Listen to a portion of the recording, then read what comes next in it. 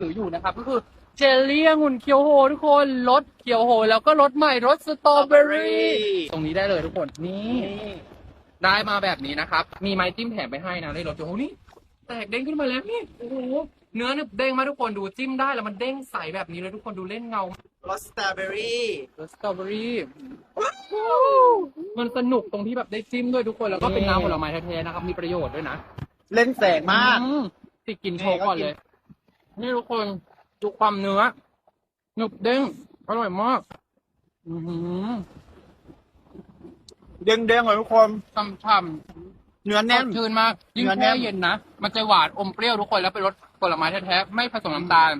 ไม่ใช่วุ้นเจลาตินด้วยทุกคน อันนี้บอกเลย ว่าอร่อยอยากให้ไปลองใครอยากลองตะกร้าด้านล่างตรงนี้ครับ มีจำนวนจำกัดวันละแค่100 ออเดอร์เท่านั้นทุกคนลูกอร่อยจริงกูกินแบบชิวๆอ่ะใครกินอาหารแบบ แล้วกิน ซ่บๆ น้ำทะเลอ่ะ อืม ขึ้น